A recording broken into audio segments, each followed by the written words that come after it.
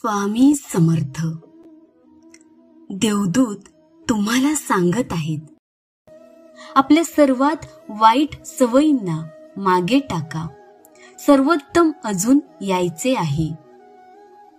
तुम्ही वर पहा, तुमची मदत माझ्याकडून येते, इतरांकडून नाही. मी तुमच्या आयुष्यात काहीतरी नवीन सुरू करत आहे, जे सर्वांसाठी स्पष्ट होईल. मी तुमच्या आयुष्यातून चुकीच्या लोकांना काढून टाकत आहे आणि तुम्हाला भव्य स्थान देत आहे. नुकसान आणि निराशेवर अश्रू ढाळणे थांबवा.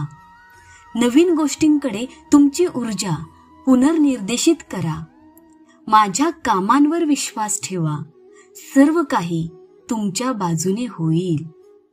देव माझ्या पाठीशी आहे. या आठवड्यात देव तुमच्या आयुष्यात काहीतरी विलक्षण करण्याची तयारी करत आहे. तुम्ही कशासाठी प्रार्थना करत आहात किंवा तुमच्या डोळ्यात अश्रू आले आहेत हे मला माहीत नाही, पण मी तुम्हाला सांगण्यासाठी आलो आहे की देवाने तुमची प्रार्थना ऐकली आहे. मी घोषित करतो की तुमची तब्येत सुधारेल. डॉक्टरांना सुद्धा नवल वाटेल. तुम्हाला हवी असलेली नोकरी मिळेल. देवाची मुले या नात्याने त्याने आपल्यावर जसे प्रेम केले तसे आपल्याला एकमेकांवर प्रेम करण्यास बोलावले आहे. दयाळूपणा, करुणा, कृपेने इतरांसोबतचे तुमचे परस्पर संवाद परिभाषित करू द्या. तुमच्या सभोवतालच्या लोकांवर प्रेम करा. मदतीचा हात पुढे करा. देव आज तुम्हाला सांगत आहे की मी तुमच्या वेदनांचे शक्तीत, तुमच्या भीतीचे एकाग्रतेत आणि तुमच्या अडचणींचे निर्धारामध्ये रूपांतर करत आहे. माझ्यावर विश्वास ठेवा. तुझ्या आयुष्यासाठी माझ्याकडे एक भव्य योजना आहे. नवीन दरवाजे उघडत आहेत जे तुम्हाला तुमच्या जीवनातील सर्वोत्तम अध्यायात घेऊन जातील. तुम्ही या गतीला दुप्पट करा. वैयक्तिक वाढींवर लक्ष केंद्रित करा आणि स्वतःची इतरांशी कधीही तुलना करू नका. तुमच्या पुढचा मार्गही एक भेट आहे. माझ्या बरोबर प्रार्थना करा. प्रिय देवा, मी नम्रपणे माझे डोके आणि हृदय तुमच्या पुढे नमन करतो. मी मोठ्याने प्रार्थना करतो किंवा शांतपणे, तुला माझ्या आत्म्याची खोली माहीत आहे. मी तुझी स्तुती करतो कारण तू पवित्र देव आहेस. तरीही तू मला तुझ्या मुलाच्या रूपात तुझ्या उपस्थितीत प्रवेश करण्याची परवानगी देतोस. माझ्या देवा, तू सर्व गोष्टींचा निर्माता आहेस. तुला कशाचीही कमतरता नाही. तरीही तू मला तुझा मित्र म्हणण्याची इच्छा करतोस. मी कृतज्ञ आहे आणि तुझ्या या दयेसाठी माझी स्तुती आणि उपासना करतो. देवा, मी ओळखतो की पाप तुझ्या उपस्थितीत उभे राहू शकत नाही आणि म्हणूनच तू मला क्षमा करण्याचा मार्ग प्रदान केला आहेस. मी तुमच्या बरोबर योग्य स्थितीत राहण्याचा प्रयत्न करतो. म्हणून मी माझ्या कोणत्याही पापांसाठी क्षमा मागतो.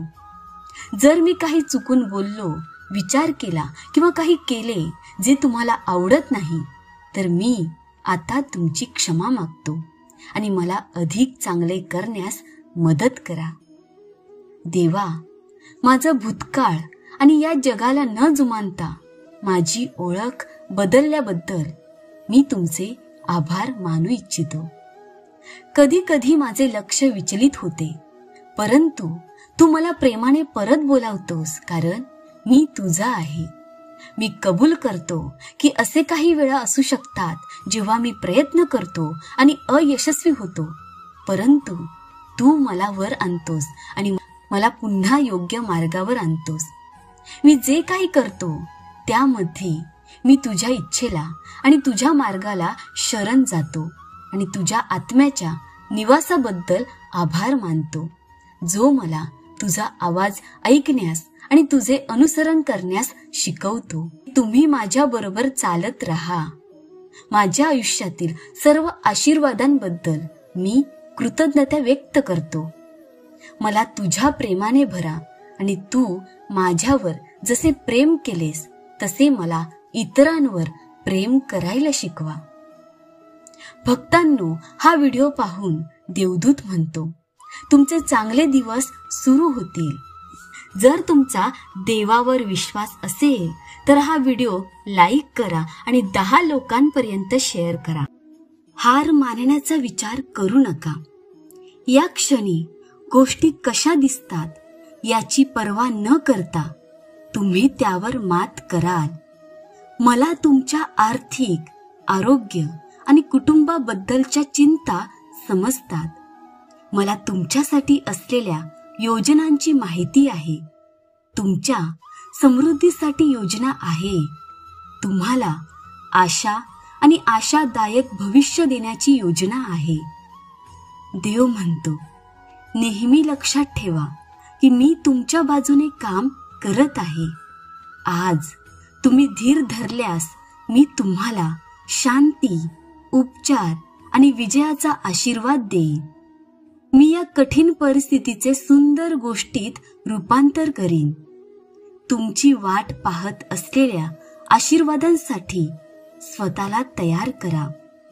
येणारा ऑगस्ट महिना तुमच्यासाठी आशीर्वाद, अफाट यश, आर्थिक वाढ, नवीन संधी, प्रेम आणि आनंदाने भरलेला महिना असेल. तुम्ही ज्याची धीराने वाट पाहत आहात आणि प्रार्थना करत आहात ते सर्व प्राप्त करण्यासाठी सज्ज व्हा. तुमच्यासाठी आणि तुमच्या कुटुंबासाठी हा आठवडा शुभ असेल. तुम्हाला आर्थिक आशीर्वाद हवा असल्यास हा व्हिडिओ वगळू नका. देवाकडे खास तुमच्यासाठी चमत्कार आहे. देवाने तुमच्या परिस्थितीसाठी एक प्रगती केली आहे. पडद्यामागे जे घडत आहे ते फक्त तुम्ही पाहाल तर तुम्ही नाचाल, ओरडून देवाचा गौरव कराल. परमेश्वर अलौकिकपणे तुमच्या जीवनात कार्यरत आहे. देव म्हणतो, मी तुला भरपूर आशीर्वाद देईन. तथापि जसे तुम्हाला माझे आर्थिक आशीर्वाद मिळता आहेत तसेच परत देण्याचे लक्षात ठेवा. तुमचा केवळ राहणीमानच नाही तर तुमच्या देणगीचा दर्जाही उंच करा. माझे आशीर्वाद मला आवडत असलेल्या इतरांसोबत शेअर करा.